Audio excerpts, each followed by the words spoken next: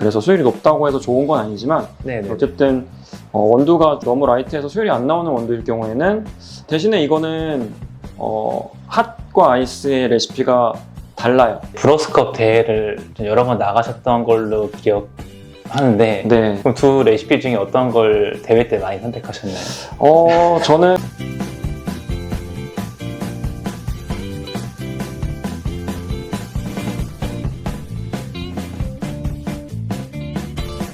자, 그러면 수율을 높일 수 있는 레시피에 대해서 이제 알아보고 추출 진행할 건데 이제 이 레시피 소개도 자세하게 한번 부탁드릴게요.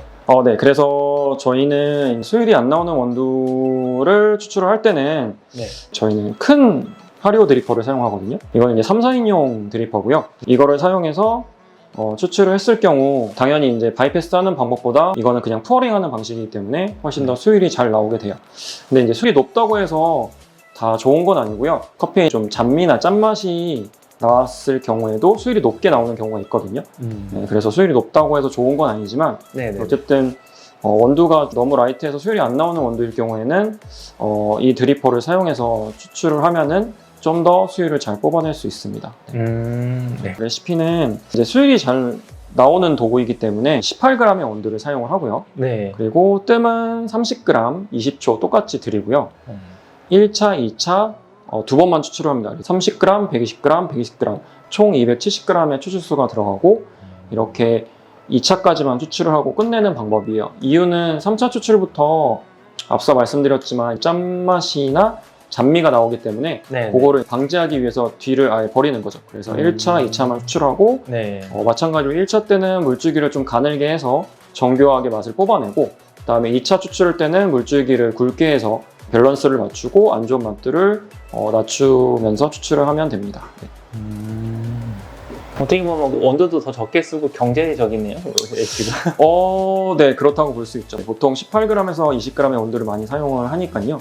그거에 맞는 레시피고 대신에 이거는 핫과 아이스의 레시피가 달라요. 그래서 지금 말씀드린 이 레시피는 따뜻한 커피를 만드는 레시피 기준이고요. 그리고 아이스는 들어가는 추출 양을 좀 줄여서 다시 설계를 하셔야 돼요. 지금 따뜻한 커피를 먹어보긴 할 거죠. 아이스는 레시피가 어떻게 되나요? 아이스는 아직 안 정했습니다. 실제로 이 레시피는 매장에 사용한 레시피가 아닌가요? 네. 저희 원두는 지금 바이패스하는 방법으로만 사용을 하고 있고 결론적으로는 그 앞서 말씀드린 바이패스하는 방법과 이 방법 두 가지만을 아시면 모든 원두를 다 내릴 수 있습니다. 이거는 대표님만의 프라이빗한 레시피를 보내주신 거죠, 지금? 네네네, 맞아요. 그럼 바로 이 레시피로 추출 한번 진행해 보도록 하겠습니다. 이 레시피도 마찬가지로 가운데로 푸어링 진행하나요? 네, 맞아요. 가운데로 최대한 잔미나 종이만 이렇게 안 나오게 가운데 위주로 푸어링 할 겁니다. 시작할게요. 처음에 똑같이 30g의 물로 뜸을 20초간 드릴 거고요. 이렇게 떨어지기 시작하면은 이제 어느 정도 온도가 다 적셔졌다는 얘기고 1차 추출은 물줄기를 가늘게 컨트롤해서 120g을 부어줍니다.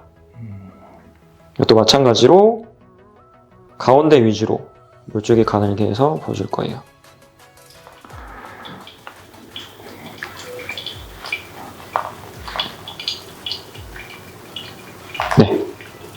이렇게 1차 추출이 끝났고요. 이것도 보시면은 지금 이 물이 빠지고 있는 상태에서 물이 또 들어가면 타이밍이 너무 빠르게 들어가면 또 워싱이 일어나서 물이 쌓여서 커피의 고용분이 잘 안 나오고 충분히 빠졌을 때까지 기다린 다음에 한 요 정도 빠졌을 때 2차는 물줄기를 굵게 하고요. 그래서 근데 워싱이라는 단어도 한번 설명 부탁드려도 될까요? 워싱이라는 거는 쉽게 말해서 커피의 고용분이 추출돼야 되는데 그게 추출되지 않고 다 그냥 씻겨져 나서 물 상태 그대로 나오는 거죠. 물이 커피 안 내부까지 침투를 못하고 그냥 나오는 경우가 없어요. 네, 맞아요.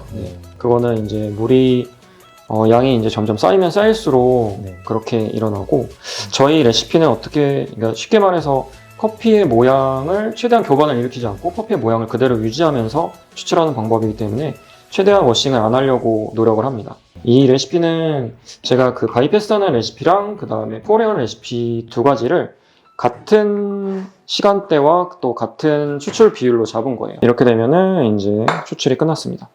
추출된 커피의 양은 바이패스하는 추출 방식과 동일하게 230g 정도 나옵니다. 네. 한 가지 좀 추가적으로 말씀드릴 게 네. 추출 도구 자체가 수율도 더 잘 나오고 커피의 수율을 뽑아낼 수 있는 포어링 방법인데 네. 이렇게 해도 추출이 안 나오는 경우가 있어요. 그런 원두가 있는데 네. 그럴 경우에는 이제 여기 이제 뭘 추가하면 되냐면 이 네. 레시피 그대로 사용을 하고요. 네네. 거기에 이제 추출수 온도를 94도, 추출수 온도를 높이는 거죠. 아니면 이제 추출할 때 특히 뜸들이고 나서 이렇게 나무 막대기로 젓는 행위 인위적으로 교반을 익혀서 네네. 충분히 더 원두를 적시는 방법을 사용함으로써 네. 또 수율을 높일 수가 있습니다.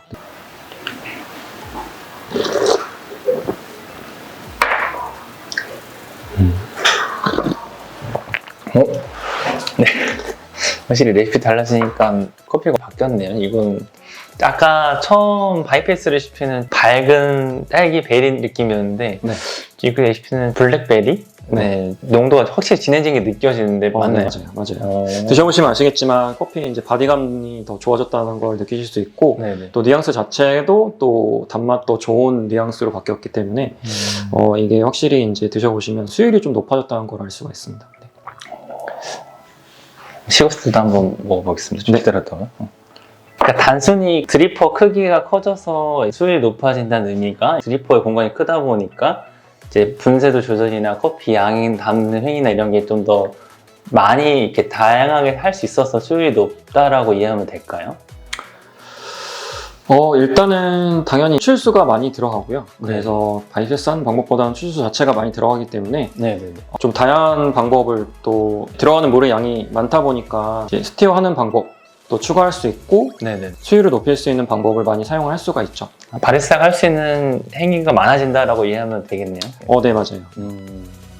근데 이제 그만큼 커피가 조금 날카롭게 맛이 나올 수 있어서 네네. 수율이 이제 높다 보니까 그거를 조금 잘 컨트롤 하셔야 됩니다. 대표님은 이제 브로스컵 대회를 좀 여러 번 나가셨던 걸로 기억하는데 네, 3번 나갔어요. 네. 네. 그럼 두 레시피 중에 어떤 걸 대회 때 많이 선택하셨나요? 저는 사실 첫 번째 저희 매장에서 사용하는 방법이 네네네. 제가 이제 예전부터 사용했던 방법이고 또 대회 때도 똑같이 사용했던 방법입니다. 네. 그래서 대회 때 써서 사용하셔서 매장에서도 메인 레시피로 사용하시는 거죠, 바이패스를? 네, 맞아요. 네. 이렇게 술에 관련해서 이제 두 가지 레시피를 알아봤는데 네. 또 이제 추출할 때 일어날 수 있는 이제 변수 중에 딥게싱이 좀 중요하잖아요. 네, 맞아요. 로스팅이 진행되지 얼마 안 됐을 때 좀 상대적으로 많이 신선한 원두를 추출할 때 혹시 사용할 수 있는 꿀팁 이런 게 있을까요? 일단은 약간 이거는 꼼수라고 할 수 있는데 네. 일단 분쇄를 해놓고 네네네. 어느 정도 가스가 빠지게 기다린 다음에 네. 추출을 하는 방법이 있고요. 숙성이 안 된 디게싱이 덜 된 원두는 가스론에서 추출을 방해하는 거기 때문에 네네네. 먼저 미리 분쇄를 해놓고 그 네. 가스를 이제 방출시켜서 그걸 좀 줄이는 거죠. 그리고 어떤 추출할 때도 물줄기를 가늘게 해서 컨트롤하는 게 중요하다고 말씀드렸는데 네네네. 숙성 디게싱 안 된 원두는 그게 더 중요합니다. 그래서 저의 레시피 같은 경우에는 1차 때 가스가 많이 나오거든요. 네네네. 그래서 2차 추출부터는 좀 추출이 안정화되는데 네. 1차 때 물줄기를 더 가늘게 정교하게 해서 가스를 빼면서 추출을 하셔야지 좀 더 나은 커피를 드실 수 있어요. 네. 딥게싱이 좀 많이 안 됐을 때는 상대적으로는 두 번째 레시피가 좀 더 어울릴 수 있겠네요.